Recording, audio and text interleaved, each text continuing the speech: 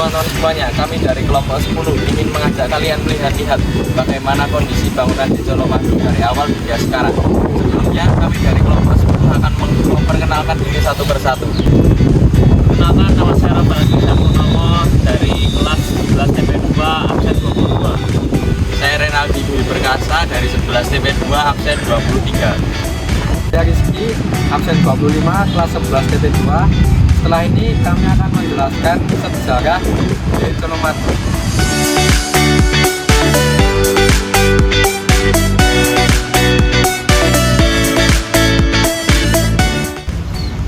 Oke teman-teman, jadi di sini kita lagi berada di Museum de Colomadu. Nah, Museum de Colomadu ini merupakan peninggalan sejarah dari masa kolonial Belanda yang sekarang itu digunakan sebagai tempat wisata, budaya, dan kunjungan dari masyarakat sekitar. Lokasinya de Colomadu itu ada di Karanganyar, Jawa Tengah.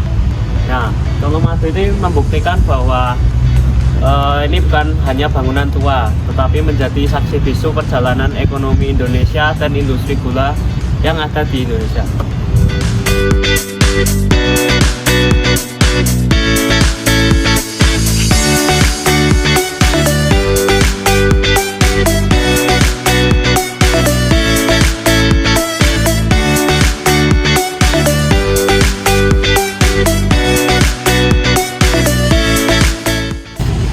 Pada masa kolonial Belanda, de Colomadu dibangun pada tahun 1861 atas perintah dari Mangkunegaran IV dan bekerja sama dengan kolonial Belanda.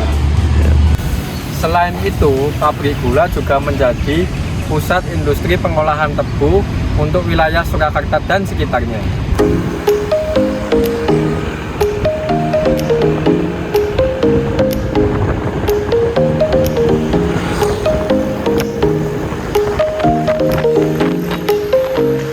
De Colomadu tidak hanya berperan penting dalam perekonomian lokal, tetapi juga menjadi pusat aktivitas sosial dan budaya di wilayah sekitarnya.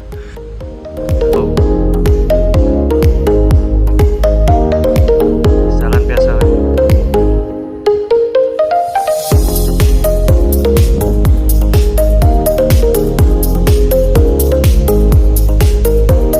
Setelah berhenti beroperasi pada tahun 1987, bangunan ini sempat terbengkalai selama beberapa dekade. Namun pada tahun 2017, pemerintah melakukan renovasi besar-besaran. Dan pada tahun 2018, tepatnya pada 24 Maret, bangunan ini akhirnya dibuka kembali sebagai museum yang kita kenal sekarang.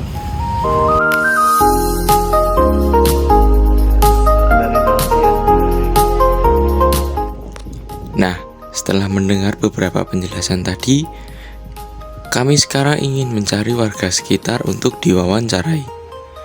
Dan ini adalah dokumentasi dari wawancara yang telah kami laksanakan. Penginjing Bapak Polo satu siswa SMK Mikael badhe nindakake wawancara dampak pabrik gula ing masyarakat Saupenge. Nggih, monggo, nggih. Pertanyaan tunggal yaitu kados pundi pengaruhipun revitalisasi di Colomadu dhateng ekonomi masyarakat ingkang mapan ing sadegaking papan punika. Oke, saatnya kula badhe memperkenalkan diri dulu ya. Kula pedagang di sekitar Colomadu ini udah sekitar 6 tahun. Jadi waktu pandemi. Ini saya udah dijual di sini udah lama. Jadi efek dari Colomadu sekarang setelah direvitalisasi, kalau ada event, mungkin kalau ada musik, mungkin pengaruh bagi pedagang di sekitar sini bisa membantu. Jadi banyak kayak kru-krunya pada sering juga beli di sini makan. Kalau ada event wisuda juga banyak keluarga-keluarga yang datang juga ikut makan di sini. Jadi setelah direvitalisasi dampaknya terhadap UMKM di sekitar Colomadu sangat bagus. Kita sangat terbantu lah untuk jual belinya di pedagang di sekitar di sini. Jadi saya membantu sekali untuk pedagang UMKM di sekitar Colomadu ini.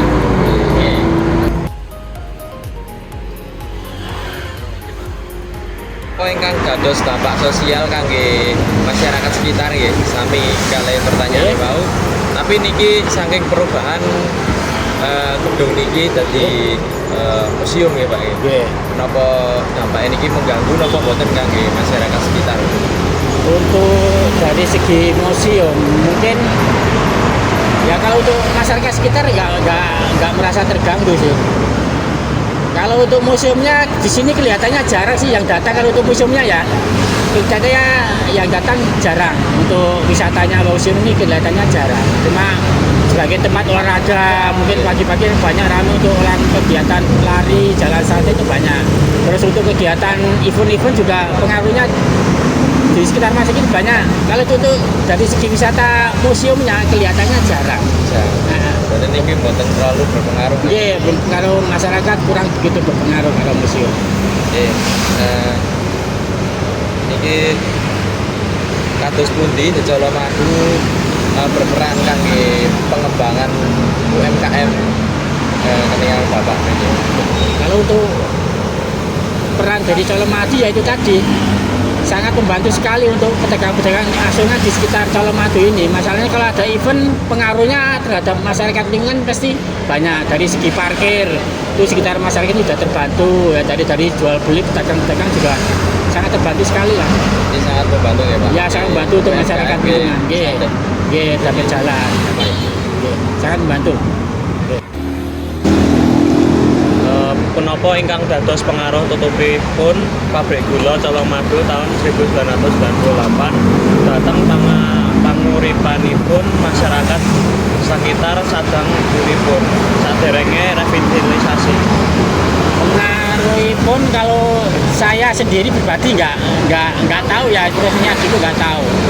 Tapi cuma saya dengar dari cerita ada bekas karyawan sini juga banyak kan, ada kadang sering jajan, terus orang sekitar kampung sini kan banyak juga yang bekas karyawan sini.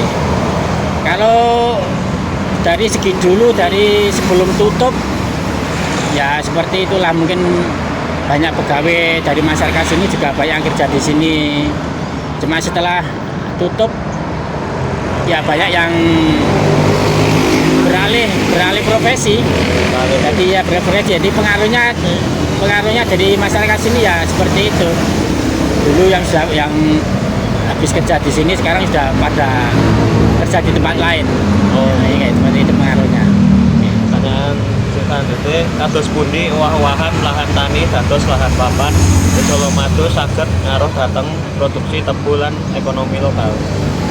Kalau masalah itu saya nggak tahu, mungkin lahannya kan nggak di sini ya, lahannya mungkin di tempat lain, banyak di luar kota kan.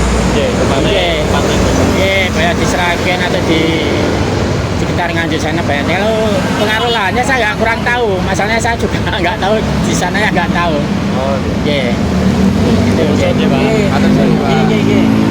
Dari The Colomadu kita mengetahui bahwa sumber sejarah bisa jadi pengetahuan untuk kita semua. Terima kasih sudah menonton video ini, semoga video ini dapat menginspirasi teman-teman yang sudah menonton.